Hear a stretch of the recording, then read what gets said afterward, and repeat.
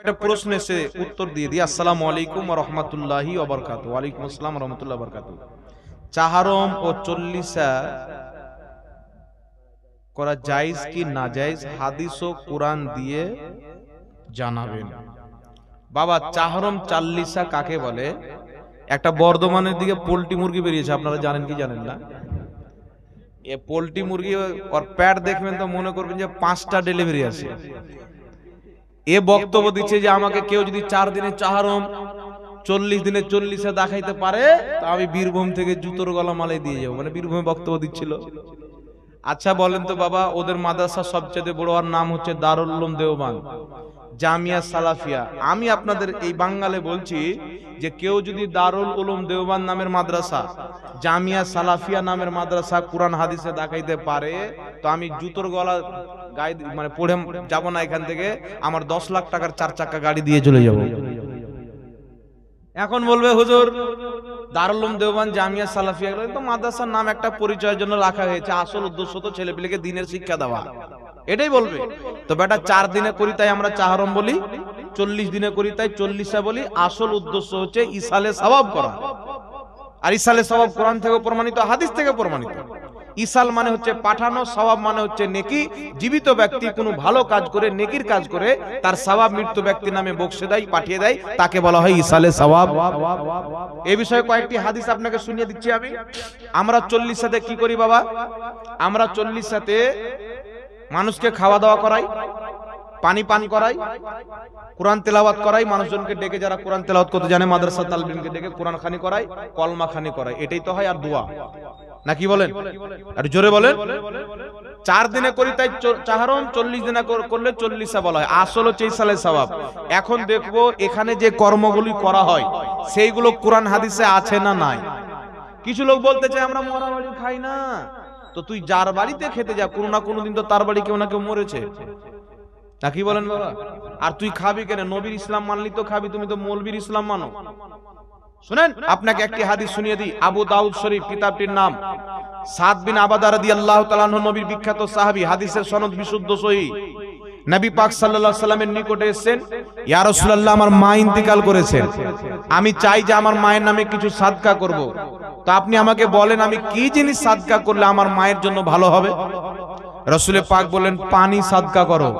হযরতে সাদ বিন আবাদা একটা কুয়া দান করলেন, পানির কুয়া দান করে বললেন হাদিহি লি উম্মে সাদ, এই কুয়াটা হচ্ছে সাদের মায়ের জন্য, পানি পান করবে পৃথিবীর মানুষ, সওয়াব যাবে তিনার মায়ের কবরে। জোরে বলেন না সুবহানাল্লাহ। তাহলে মৃত্যু ব্যক্তির পক্ষ থেকে পানি পান করালে জীবিত ব্যক্তিদেরকে তার সওয়াব মুর্দার কবরে যায়। হাদিস দ্বারা প্রমাণ হলো কি হল না বাবা? একটু জোরে বলেন। আর একটা হাদিস শুনেন, হিলিয়াতুল আউলিয়ার মধ্যে ইমাম আসবাহানি হাদিসটি লিখেছেন। ইমাম ইবনে রজব রাহমাতুল্লাহ আলাইহি তাফসিরে ইবনে রজবের মধ্যে হাদিসটি উল্লেখ করেছেন। ইমাম ইবনে রজব হাম্বলি রাহমাতুল্লাহ আলাইহি আহওয়ালুল কুবুর কিতাবের মধ্যে হাদিসটি উল্লেখ করেছেন। সকলের গ্রহণযোগ্য মুহাদ্দিস ইমাম জালালউদ্দিন সিউতি রাহমাতুল্লাহ আলাইহি আল হাবিলিল ফাতাওয়া প্রথম খণ্ড 130 পৃষ্ঠার মধ্যে হাদিসটি উল্লেখ করেছেন। হাদিসটি কি? হাদিসটি উল্লেখ করে ইমাম সিউতি বলছেন ওয়া রিজালুহু রিজালুস সহিহ, হাদিসের সমস্ত বর্ণনাকারী সহিহ। জোরে বলেন সুবহানাল্লাহ। বিখ্যাত তাবী তাউস রাহমাতুল্লাহ আলাইহি বলছেন ইন্নাল মাউতা ইয়াফতানুনা ফি কুবুরিহিম সাবআ ফাকানু ইস্তাহিব্বুনা আইয়াতাআমা আনহুম তিলকাল আইয়াম।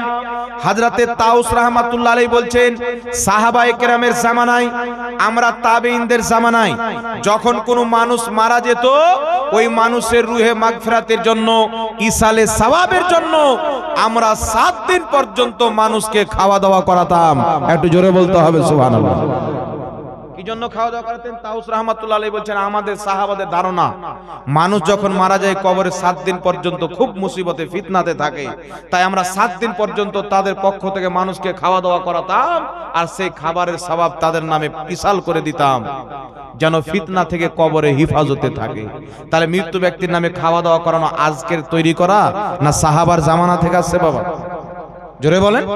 আমার নবী সাল্লাল্লাহু আলাইহি ওয়াসাল্লাম সওয়াব করার অনুমতি দিলেন, তাই 4 দিনে করেন, 40 দিনে করেন, 5 দিনে করেন, 6 দিনে করেন, আপনার যখন ইচ্ছা তখন। আপনি যদি আপনার মা বাপকে গিফট দিতে চান ইন্তিকালের পরে, 10টা লোককে খাওয়া দাওয়া করান, গরিব মিসকিনকে, ইয়াতিম দুঃখীকে, ধনীকে, সবাইকে খাওয়া দাওয়া করান, কোরআন পাক তেলাওয়াত করে বকশে দেন, মা বাপের পক্ষ থেকে রোজা রাখেন, মা বাপের পক্ষ থেকে কুরবানি দেন, মা বাপের পক্ষ থেকে হজ করেন, মসজিদে টাকা দেন, মাদ্রাসাতে টাকা দেন, এই সমস্ত সওয়াব আপনার পিতামাতার কবরে আমার আল্লাহ পৌঁছে দিবে। বলেন সুবহানাল্লাহ। রাসূল পাক সাল্লাল্লাহু আলাইহি সাল্লাম বলছেন, যখন কোনো ব্যক্তি, জীবিত ব্যক্তি নেক আমল করে নিজের পিতামাতা আত্মীয় স্বজনের নামে বকশে দেয়, জিবরিল আলাইহিস সালাতু ওয়াস সালাম জান্নাতি প্লেটে করে ওই সওয়াবগুলিকে নিয়ে তার কবরে চলে যায়। যাওয়ার পরে বলে, হে অমুক, তোমার বাপ, তোমার আত্মীয় স্বজন, তোমার গ্রামবাসী তোমার জন্য এতটুকু সওয়াব পাঠিয়েছে, কবুল করে নাও। ওই মুর্দা ব্যক্তি অতিরিক্ত খুশি হয়ে যায়। জোরে বলেন সুবহানাল্লাহ। তার কারণে বাবা 40 চারম আমরা কি করি? খাওয়া দাওয়ার ব্যবস্থা করি, পানি পান করাই। দুটোই হাদিস দ্বারা প্রমাণিত। কোরআন তেলাওয়াত মাজমাউ জাওয়াইদের মধ্যে সহিহ হাদিস, হযরতে লজলজ রাহমাতুল্লাহ আলাইহির ছেলেকে লজলজ নসিহত করছেন, বাবু আমি যখন ইন্তিকাল করব, আমার ইন্তিকালের পর আমার কবরের পায়ের দিকে কোরআন তেলাওয়াত করবে সূরা বাকারার প্রথম অংশ, মাথার দিকে সূরা বাকারার শেষ অংশ। তিনি ইন্তিকাল করলেন আর সেম কাজ তিনি করলেন, আর তিনি এই কথা বলেছিলেন। এই কথা বলতে এই করতে আমি নবী পাক সাল্লাল্লাহু আলাইহি সাল্লামের বিখ্যাত সাহাবীগণ থেকে এগুলো সব শুনেছি। তো সাহাবায়ে কেরামের জামানা থেকে এটা প্রমাণিত, কোরআন তেলাওয়াত করলে মৃত্যু ব্যক্তি উপকৃত হয়। জোরে বলেন সুবহানাল্লাহ। এরকম অসংখ্য হাদিসে রাসূল পাক সাল্লাল্লাহু আলাইহি সাল্লাম বলছেন, কানুজুল উম্মালের মধ্যে হাদিস, আরো অসংখ্য কিতাবের মধ্যে রয়েছেন। রাসূল কায়নাত বলছেন, যেই ব্যক্তি নিজের পিতা বা নিজের মাতার কবর জিয়ারত করবে, তার কবরের পাশে যেন সূরা ইয়াসিন তেলাওয়াত করে। সূরা ইয়াসিন তেলাওয়াত করলে তাদের কবরে তার সওয়াব যাবে আর তারা উপকৃত হবে। জোরে বলেন সুবহানাল্লাহ। এই জন্য যারা বলে কোরআন তেলাওয়াত করা যাবে না, মৃত্যু ব্যক্তির নামে কোরআন খানি করা যাবে না, ওদের কিতাব লামাযহাবী ভাইদের কিতাব ফাতাওয়া সানাইয়ার মধ্যে লেখা আছে, জীবিত ব্যক্তি কোরআন তেলাওয়াত করে মৃত্যু ব্যক্তির নামে বকশায়, তার সওয়াব অবশ্যই মুর্দার কবরে যায়, ফলে মুর্দা উপকৃত হয়। জোরে বলেন সুবহানাল্লাহ। ইমাম ইবনে কুদামা রাহমাতুল্লাহ আলাইহি 700-800 বছর পূর্বের ইমাম কমবেশ, তিনি নিজের কিতাব আল মুগনির মধ্যে লিখতেছেন, সৌদি আরব থেকে কিতাবটি ছাপা হয়েছে, যে যুগ যুগ থেকে মুসলমান মৃত্যু ব্যক্তির ইন্তেকালের পর, মানুষের মরে যাওয়ার পর মানুষজনকে ডেকে একত্রিত হয়ে কোরআন তেলাওয়াত করে, আর সেই তেলাওয়াতের সওয়াব মুর্দার কবরে যায়। ইজমাউল মুসলিমিন, এই বিষয়ে সমস্ত মুসলমানের ইজমা আছে, কওরির কোনো মতভেদ নাই। জোরে বলেন সুবহানাল্লাহ। 800 বছর পূর্বে, 1000 বছর পূর্বে এই নিয়ে কোনো দ্বিমত ছিল না, যুগ যুগ থেকে মুসলমান করেছেন। তার কারণে ইমাম ইবনে কুদামা নিজের কিতাবে লিখেছেন, সকলের গ্রহণযোগ্য ইমাম, যার কিতাব পড়ে আরবের মুফতিরা ফতোয়া দেয়, তিনি হচ্ছেন ইমাম ইবনে কুদামা। জোরে বলতে হবে সুবহানাল্লাহ।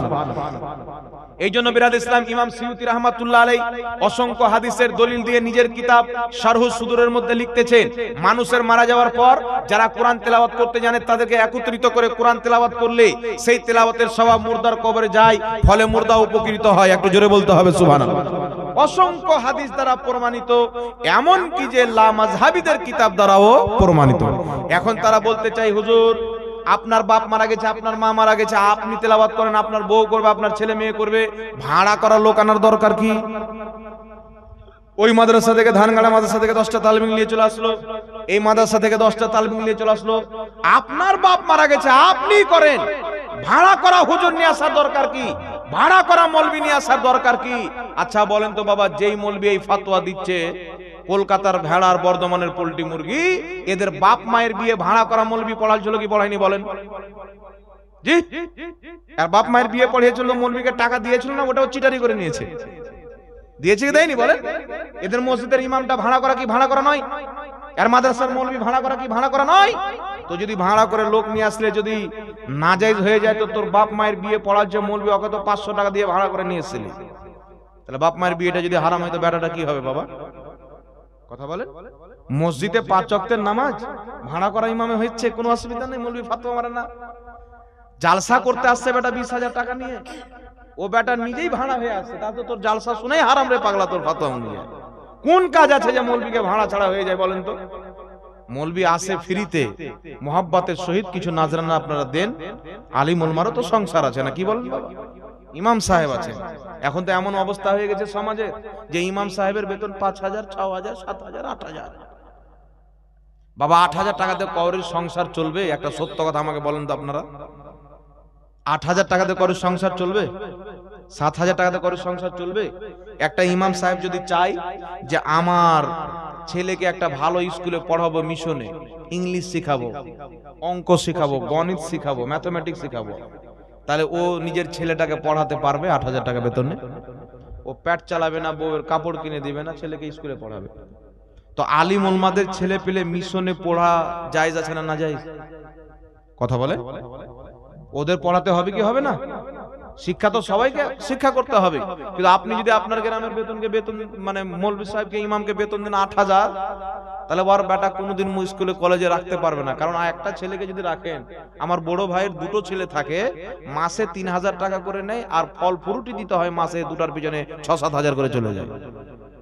তাহলে ইমাম সাহেব ইচ্ছা করেও বাবা পড়াইতে পারবে না। ওরা দুঃখ কষ্ট নিজের অন্তরে দাফন করে দিনের খিদমত করে, 24 ঘন্টা আপনার মসজিদে কাটায়, বিয়ে পড়াই, জানাজা পড়াই, আপনার ছেলে মেয়েকে কোরআন পাক শিখায়। এর চাই তার বড় আপনি কি চান? তাই আমাদেরকে লক্ষ্য করতে হবে, বা যারা ইমাম সাহেবকে বেতন কম দেয়, যে নিজের ছেলেকে পড়াইতে পারে না, কিয়ামতের ময়দানে আপনাদেরকে আমাদেরকে আল্লাহ কিন্তু ছাড়বে না। এমন একটা উপযুক্ত বেতন দিতে হবে, যাতে আমি যেমন আমার ছেলেকে পড়াচ্ছি স্কুল কলেজে, সেও যেন পড়াতে পারে। আমরা যেমন পড়াতে পারছি, ইমাম সাহেবও পড়াতে পারে, মাদ্রাসার শিক্ষকও পড়াতে পারে। এগুলো নাজারিয়া বাবা বাদ দিতে হবে। অন্য ধর্মে দেখবেন তাদের ধর্মের গুরুদের 5 এটে খায়। কথা বুঝতে পারছেন বাবা? আমরা তো 5 চারতে বলছি না, যে আমাদের সে 5 চারে নাউজুবিল্লাহ এটা বলছি না আমরা। আমাদের বক্তব্য হচ্ছে যারা আলিম উলমা ইমাম, তাদেরকে আপনারা ভালো বেতন দেন, যাতে তার সংসারও চলে, আর তার যদি দুটো একটা ছেলে পিলে হয়, তাকে যেন ভালো শিক্ষাও দিতে পারে। আর নাহলে এটা সিস্টেম করে দেন, হুজুর বেতন তো 8,000 দিচ্ছি, আপনার ছেলেকে পড়াতে যত খরচ হবে আমরা গ্রাম থেকে দেব। কথা বুঝতে পারছেন বাবা? এটা ভালো বেতন দিবে। খবরদার ইমাম সাহেবকে বেতন কম দিবেন না। ইমাম হচ্ছে আপনার গ্রামের সর্দার, মাথার তাজ। ইমাম যদি অন্তরে কষ্ট দুঃখকে দাফন করে থাকে, আপনাকে জবাবদিহি করতে হবে। তো বলতেছিলাম বাবা, কোরআন তেলাওয়াত তালবিলিনকে ডেকে করলেন, মৌলভী বলছে না জায়েজ। কেন? বলে ভাড়া করার লোক যে, আর ওই মৌলভী 20,000 টাকা নিয়ে জালসা করতে আসে, ওকে লাত মারতে হয় কি হয় না? এই জুতাখোর মৌলভী কিনা বলেন? তাই এরা হচ্ছে মুনাফিক, এদের ফাতোয়া শুনবেন না, এদের বক্তব্য শুনবেন না। 40 চাহরম এর মধ্যে বা অন্য দিনে করেন, 4 দিনে করতে হবে এরকম বিষয় নয়, 40 দিনই করতে হবে এরকম মশলা নাই। আপনার যে কোনো দিন পারেন, আপনি মানুষকে ডেকে খাওয়া দাওয়া করান, দোয়া করান, কোরআন তেলাওয়াত করান, তাসবিহ তাহলিল করান, দান করেন, সাদকা করেন, প্রত্যেকটা সওয়াব আপনার মা বাপের কবরে যাবে। ফলে আপনার বাপ মায়ের কবরের আযাবগুলিকে আল্লাহ বন্ধ করে দিবে। বলেন সুবহানাল্লাহ। তারপর আছে ইমামের পিছনে সূরা ফাতিহা পড়া যাবে কি না? ইমামের পিছনে সূরা ফাতিহা পড়া হচ্ছে নাজায়েজ। কি?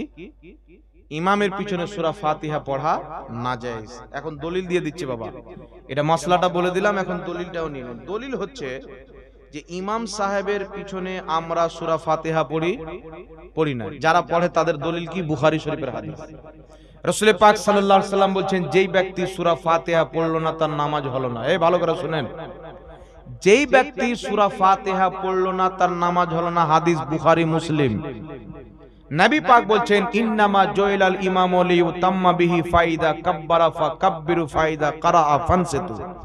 নবী বলছেন ইমাম এই জন্য নিযুক্ত করা হয় যে তার অনুসরণ করতে হবে। ফাইদা কাব্বারা, সে যখন তাকবীর বলবে, ফাকাব্বিরু, তোমরাও তাকবীর বলো। ফাইদা কারা, সে যখন কিরাত আরম্ভ করবে, ফানসিতু, তখন তোমরা চুপ থেকে যাও। ইবনে মাজাহ, নাসাই শরীফের হাদিস, দুটোই সহিহ। তাহলে এখানে কি বুঝতে পারলাম? ইমামের পিছনে নবী চুপ থাকতে বললেন, আর এক জায়গাতে বলছে যে সূরা ফাতিহা পড়লো না তার নামাজ হলো না। তো অবশ্যই ওই হাদিসের কোনো ব্যাখ্যা হবে কি হবে না? কথা বলেন। আপনাদেরকে সর্বপ্রথম কোরআন পাক থেকে ব্যাখ্যা দিচ্ছি। সূরা আরাফ আয়াত নাম্বার 204। আল্লাহ পাক বলছেন, ওয়া ইদা কুরিআল কুরআনু ফাসতামিউ লাহু ওয়ানসিতু লাআল্লাকুম তুরহামুন।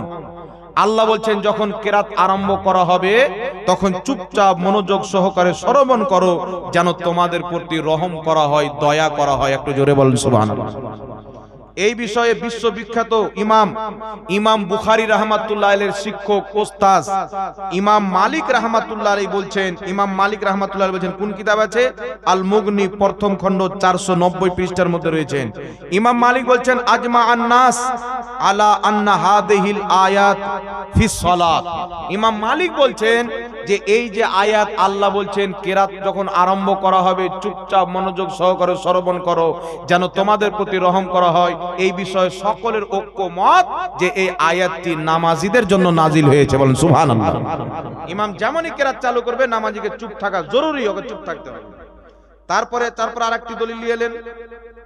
আরেকটি দলিল একই কিতাব আল মুগনির মধ্যে লেখা আছে, বিশ্ববিখ্যাত ইমাম সায়েদ ইবনে আসলাম রাহমাতুল্লাহ আলাইহি এবং ইমাম আবুল আলিয়া রাহমাতুল্লাহ আলাইহি বলেছেন, কি বলেছেন, যে আল্লাহ তাবারাক ওয়া তাআলা এই যে কোরআন পাকে আয়াত নাযিল করেছেন, ওয়া ইযা কুরিআল কুরআনু ফাসতামিউ লাহু ওয়ানসিতু লাআল্লাকুম তুরহামুন, তিনি বলছেন কানু ইয়াকরাউনা খালফাল ইমাম, এটা হচ্ছে ইমামের পিছনে কিছু লোক কেরাত করত, সূরা ফাতিহা পড়তো, আল্লাহ পাক আয়াত তাদের জন্য নাজিল করে বলে দিলেন ইমামের পিছনে সূরা ফাতিহা বা অন্য কেরাত করিও না, চুপচাপ থাকো, তবেই তোমার নামাজ কবুল হবে, তবেই আল্লাহর দয়া ও রহমত হবে। জোরে বলেন সুবহানাল্লাহ। তো এটা স্পষ্ট কোরআন থেকে প্রমাণিত যে ইমামের পিছনে সূরা ফাতিহা পড়া না যায়। কথা বুঝতে পেরেছেন বাবা? দ্বিতীয় নাম্বার চলে আসছেন তাহলে বুখারীর হাদিস, যেই ব্যক্তি সূরা ফাতিহা পড়লো না তার নামাজ হল না, এই হাদিসটা কি করব? এই হাদিসের সর্বপ্রথম ব্যাখ্যা তিরমিজি শরীফ, বিশ্ববিখ্যাত সাহাবী ইমাম তিরমিজি হাদিসটি উল্লেখ করে বলছেন, হাযা হাদিসুন হাসানুন সহিহুন, এই হাদিস হচ্ছে হাসান পর্যায়ের সহিহ। এই হাদিসের ব্যাপারে লামাযহাবী ভাইদের গুরু নাসিরউদ্দিন আলবানী বলছেন হাদিসটি সহিহ। হযরতে জাবির ইবনে আব্দুল্লাহ রাদিয়াল্লাহু তাআলা আনহু বলছেন, কি বলছেন, যে যেই ব্যক্তি সূরা ফাতিহা পড়লো না তার নামাজ হলো না, ইল্লা আইয়াকুনা ওয়ারা আল ইমাম, কিন্তু ইমামের পিছনে পড়তে হবে না। জোরে হবে না সুবহানাল্লাহ? সাহাবী রাসূল। আচ্ছা বলেন তো বাবা, সাহাবী বেশি হাদিস বুঝতেন না লামাযহাবী ভাইরা বেশি বুঝে? কথা বলেন। নবীর হাদিস সাহাবী বেশি বুঝতেন না আজকের মুন্সিরা বেশি বুঝে? সাহাবীর মতন নবীর হাদিস পৃথিবীতে কোনো মুহাদ্দিস বুঝতে পারে না, পৃথিবীর কোনো ফকিহ বুঝতে পারে না। সাহাবী বলছেন যে ব্যক্তি সূরা ফাতিহা পড়লো না তার নামাজ হলো না, নবীজির হাদিস ইল্লা ইয়াকুনা ওয়ারা আল ইমাম, কিন্তু ইমামের পিছনে পড়তে হবে না। এর অর্থ হচ্ছে কেউ যদি একা একই নামাজ পড়ে, সূরা ফাতিহা না পড়ে, তার নামাজ হবে না, ইমামের পিছনে সূরা ফাতিহা পড়া চলবে না। জোরে বলেন সুবহানাল্লাহ। কথা বুঝতে পেরেছেন বাবা? আর দুটি ব্যাখ্যা আপনাকে দিয়ে দিচ্ছি। বিশ্ববিখ্যাত কিতাব তিরমিজি শরীফ, প্রথম খণ্ড ৭১ পৃষ্ঠা, ইমামে আহমদ ইবনে হাম্বল রাহমাতুল্লাহ আলাইহি বলেন, কি বলছেন, কওলিন নবী, নবী পাকের কল, লা সালাতা লিমান লাম ইয়াকরা বিফাতিহাতিল কিতাব, বলছেন যেই ব্যক্তি সূরা ফাতিহা পড়ল না, নবীর হাদিস, যেই ব্যক্তি সূরা ফাতিহা পড়ল না তার নামাজ হলো না, ইদা কানা ওয়াহদা, এটা হচ্ছে একা একির জন্য, ইমামের পিছনে নয়। একটু জোরে বলেন না সুবহানাল্লাহ। দ্বিতীয় নাম্বার চলে আসেন আবু দাউদ শরীফ, প্রথম খণ্ড ১১৯ পৃষ্ঠা। এই ১১৯ পৃষ্ঠার মধ্যে কি আছে, হযরতে ওবাদা বিন সামিত হতে বর্ণিত, তিনি বলতেছেন সূরা ফাতিহার ব্যাপারে যে নবী পাক বলেছেন যেই ব্যক্তি সূরা ফাতিহা পড়লো না তার নামাজ হলো না। এটা বর্ণনা করার পর বলেছেন হযরতে সুফিয়ান বিন উয়াইনা রাহমাতুল্লাহি আলাইহি বলেন যে এটা ওই ব্যক্তির জন্য প্রযোজ্য যেই ব্যক্তি একা একই নামাজ পড়ে, জামাতে নামাজ পড়লে সূরা ফাতিহা পড়তে হবে। কোথায় লেখা আছে? আবু দাউদ শরীফ প্রথম খণ্ড ১১৯ পৃষ্ঠা।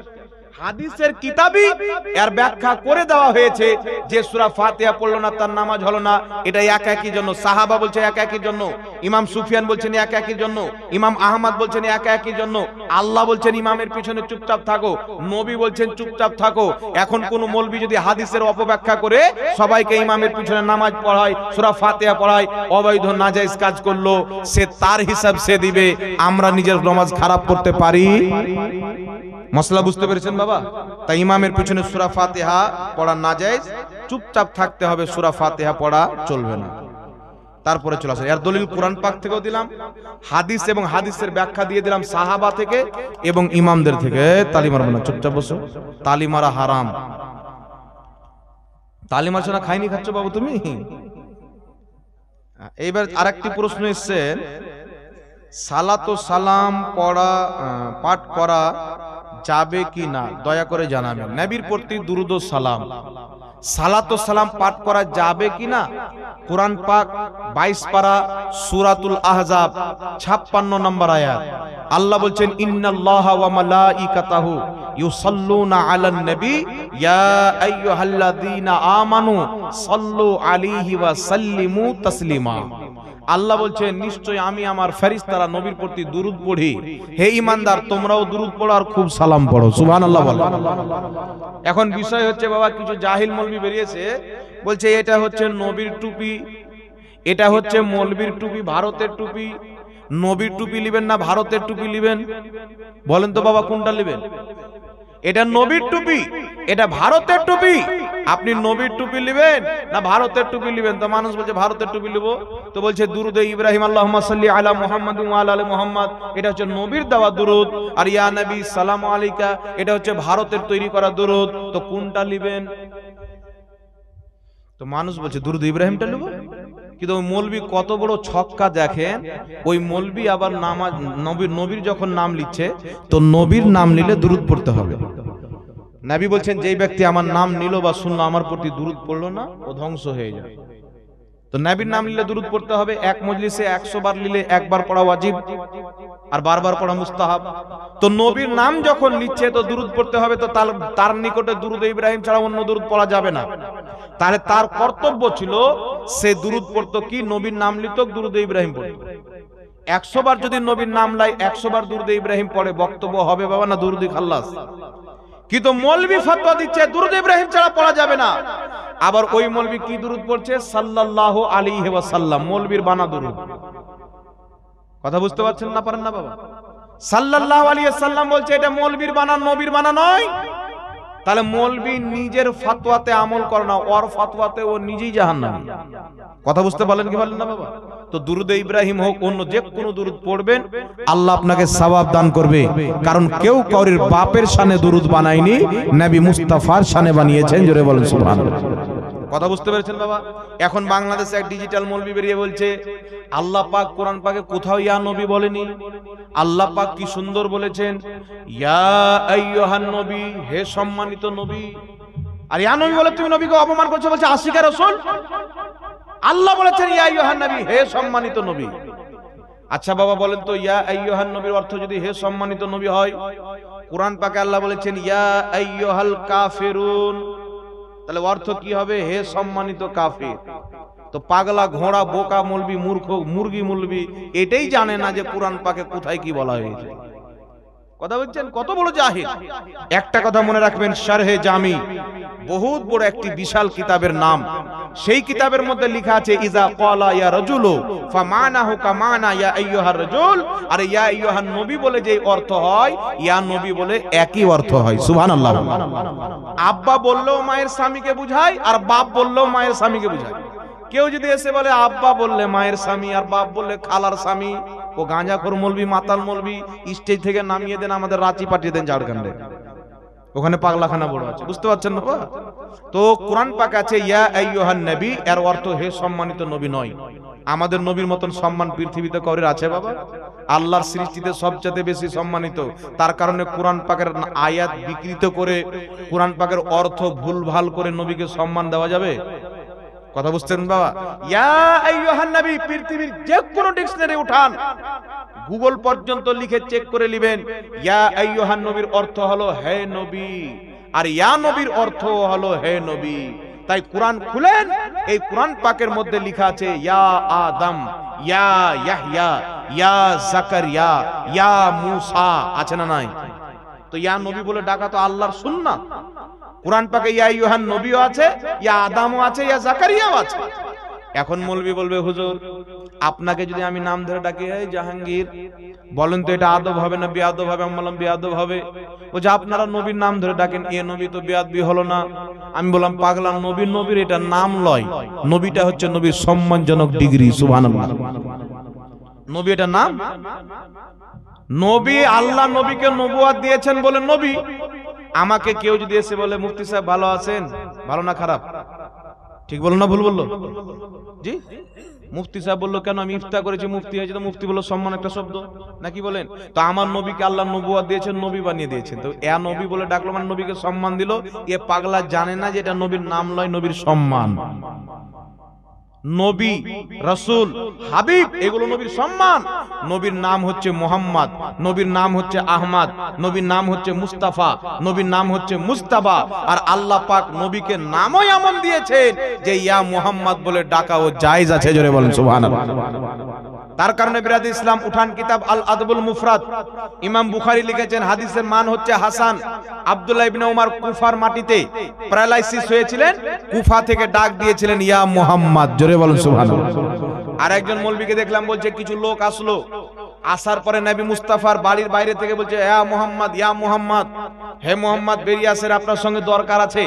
আল্লাহ পাক তাদেরকে ধমক দিলেন, নিষেধ করে দিলেন, কারণ ইয়া মুহাম্মদ বলে ডাকা যাবে না।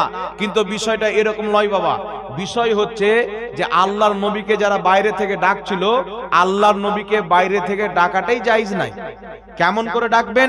নবীর দরবারে আপনার প্রয়োজন আছে, আপনি নবীর দরজাতে গিয়ে দাঁড়িয়ে যান, যতক্ষণ পর্যন্ত না নবী বেরিয়ে আসবেন আপনাকে ডাকার অনুমতি নাই। জোরে বলেন সুবহানাল্লাহ। ডাকাটাই বেয়াদবি। আপনি ইয়া নবী বলে ডাকেন, ইয়া রাসূলুল্লাহ বলে ডাকেন, ইয়া আইয়ুহান নবী বলে ডাকেন, নবীকে বাইরে থেকে ডাকা যাবে না, আল্লাহ কুরআন পাকে নিষেধ করে দিয়েছেন। এই জন্য তাদেরকে বলা হয়েছিল, তো কোথাকার আয়াত কোথায় ফিট করে মানুষের ঈমানকে ধ্বংস করছে কিছু জাহিল মূর্খ মৌলবি, এদের থেকে নিজের ঈমানকে বাঁচিয়ে রাখবেন। ইয়া নবী বলা 100% জায়েজ। কিয়ামত তো আসতে পারে, পৃথিবীর কোনো কিতাবে দেখাতে পারে না যে ইয়া নবী বলা যাবে না। আচ্ছা বলেন তো বাবা, ইয়া নবী বলা যদি বেয়াদবি হয়, তাহলে ইয়া আল্লাহ বলা বড় বেয়াদবি হবে কি হবে না? কথা বলেন। ইয়া নবী বলা যদি বেয়াদবি হয়, তাহলে ইয়া আল্লাহ বলা তো বড় বেয়াদবি। এখন বলবে হুজুর ইয়া আল্লাহ বললে আল্লাহ দেখতে পায়, আল্লাহ শুনতে পায়, তার জন্য ইয়া আল্লাহ বলা জায়েজ, কিন্তু নবীকে দূর থেকে ইয়া আল্লাহ বলা, ইয়া নবী বলা যাবে না। কুরআন পাকের মধ্যে আছে আসসালামু আলাইকা আইয়ুহান নবী, আইয়ুহান নবীটাই হলো ইয়া নবী। জোরে বলেন সুবহানাল্লাহ। আইয়ুহা হারফে নেদা আর ইয়াও হারফে নেদা। এই হারফে নেদা কাকে বলে এই জাহিল মৌলবীরা ওটাও জানে না, না বর্ধমানের পোল্ট্রি মুরগি জানে, না কলকাতার ভেড়া জানে। আল্লাহ এদেরকে হেদায়েত দান করুক, সকলে পড়ুন আল্লাহুম্মা আমিন।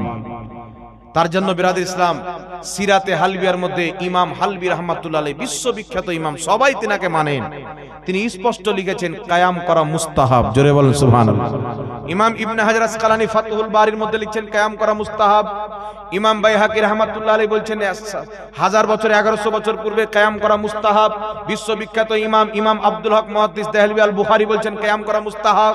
তারপরে চলে আসেন জগৎ বিখ্যাত ইমাম নববী রাহমাতুল্লাহ আলাইহি, কায়ামের প্রতি একটা পুরো কিতাব লিখে প্রমাণ করেছেন কায়াম করা সওয়াবের কাজ।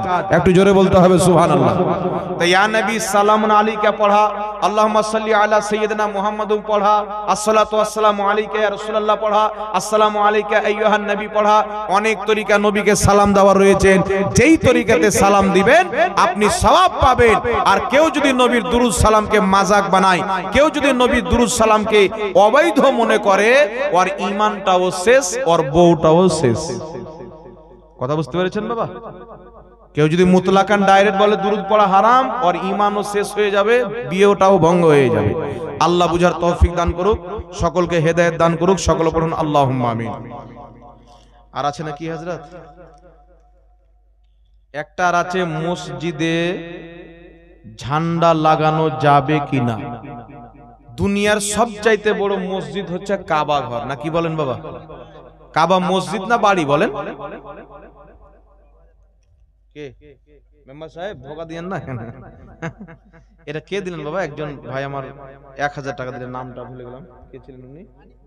আনিকুল ভাই আমার 1000 টাকা দান দিয়েছেন, আল্লাহ পাক কবুল করেন, সকলে পড়ুন আল্লাহুম্মা আমিন।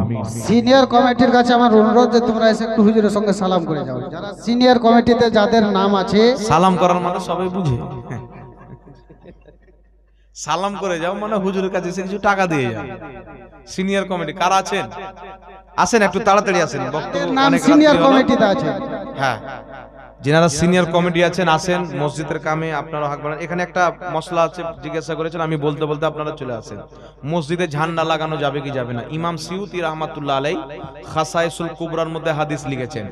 লামাযাবি ভাইদের গুরু ইবনে কাসির নিজের কিতাব আল বিদায়া ওয়ান নিহার মধ্যে হাদিসটি উল্লেখ করেছেন। শারহে বুখারী ইমাম কাস্তালানী রাহমাতুল্লাহ আলাইহি নিজের কিতাব মাওয়াহিবুল লাদুনিয়ার মধ্যে হাদিসটি উল্লেখ করেছেন। আরো অনেক কিতাবের মধ্যে সনদ সহ হাদিসটি রয়েছে। হাদিস কি? আমার নবী যেই দিন জন্মগ্রহণ করবেন ওই রাত্রিতে মহান রব্বুল আলামিন ফেরেশতাদেরকে 3টি পতাকা দিয়ে পাঠাচ্ছিলেন, ঝান্ডা দিয়ে পাঠাচ্ছিলেন। জোরে বলুন সুবহানাল্লাহ। ওই 3টি ঝান্ডা আল্লাহ পাক দিয়ে পাঠালেন। আল্লাহর ফেরেশতারা একটি ঝান্ডা কাবা ঘরে লাগালেন, আর একটি ঝান্ডা পূর্ব দিকে লাগালেন, আর একটি ঝান্ডা পশ্চিম দিকে লাগালেন। আর একটি রিওয়ায়াতে এসেছেন একটি ঝান্ডা কাবা ঘরে, আর একটি ঝান্ডা মসজিদে আকসায়, আর একটি ঝান্ডা মা আমেনার বাড়িতে। জোরে বলেন সুবহানাল্লাহ। কেন লাগালেন? নবী মুস্তাফাকে দুনিয়াতে আল্লাহ পাঠাবেন, পাঠানোর আনন্দতে আল্লাহ একটি ঈমান, শান্তি, আমান চেন বিশ্ব দুনিয়াতে মানবতার পেগামের পতাকা আল্লাহ পাক ফেরেশতার মাধ্যমে লাগালেন। এখন বলেন তো কাবা ঘরটা মসজিদ না মসজিদ নয়? মসজিদ আকসা মসজিদ না মসজিদ নয়? তো কাবা ঘরে যখন ঝান্ডা লেগেছে, মসজিদে আকাশে ঝান্ডা লেগেছে, কেউ যদি নিজের মসজিদে নবীর মোহাব্বতে ঝান্ডা লাগায়, নবীর আগমনকে কেন্দ্র করে, এটা হচ্ছে মুস্তাহাসান, ভালো কাজ। আল্লাহ পাক এর বরকতে নবীর মোহাব্বতের কারণে তাকে সওয়াব দান করবে। জোরে বলেন সুবহানাল্লাহ। জাযাকাল্লাহু খাইরান। কি দান করা দিলেন ভাই? কমে আল্লাহ 3000 টাকা দেন। হ্যাঁ না হ্যাঁ এই সুবহানাল্লাহ। তাহলে 5 এর নিচে কোনো কথাই নাই। ক টাকা লাওয়া যাবে ভাই এই ল্যাপটপ? বলেন তো বাবা। 10,000। এ দেখছেন সব যুবক ভাইরা 10,000 টাকা বলছেন। হ্যাঁ হ্যাঁ 5,000। যাক 5,000 নাকি? মন করির ভালো করছে না, 5,000 চলবে না বলছে। যাক 5,000 দেন, আবার তো ইনশাআল্লাহ দিদি থাকবেন ইনশাআল্লাহ। একটু আমাকে দেখে খুব ভালো লাগলো, চেহারাতে দাড়ি মাশাআল্লাহ, পাঞ্জাবি আর মাথায় টুপি, খুব ভালো লাগলো বাবা। জালসা এর পর থেকে আপনারা শুনতে আসবেন, নবীর সুন্নাত একটা মাথাতে টুপি নিয়ে আসবেন, ঠিক আছে বাবা? এই যুবক ভাইরা বুঝতে পেরেছেন? এরা তো কইছে যে হুজুর আমরা তো মেলা ঘুরতেছিলাম নাকি? না, ধৈর্য ধরে অনেকক্ষণ থেকে বসে আছে। আল্লাহ পাক কবুল করেন, সকল পড়েন আল্লাহুম্মা আমিন। এক জায়গায় জালসাতে গেলাম বাবা, সবারই মাথায় টুপি, আর সামনে 2-3টা ছেলের মাথায় টুপি নাই। তা আমি বললাম এই যুবক ভাই, এরপরে যদি তোমরা কোনো জালসাতে যাও তাহলে মাথায় টুপি দিয়ে আসবে, ঠিক আছে? বলছে হুজুর আমরা কি জালসা শুনতেছিলাম নাকি? এই কি করতেছিল? বলছে মেলা ঘুরতেছিলাম, একটু ভাবছি দেখলি মৌলবীকে, তাই আসলাম। জালসা শুনতে আসতাম তেবি তো টুপি দিয়ে আসতাম মাথায়। তো ব্যাপারটা তো এরকম নয়। একটা টুপি রাখবেন মুসলমান আমরা, নবী পাকের সুন্নাত মাথায় টুপি দেওয়া। আল্লাহ বুঝার তৌফিক দান করুক। আর কে সিনিয়র কমিটি কই? সিনিয়র কমিটি আপনারা আসবেন না বাবা?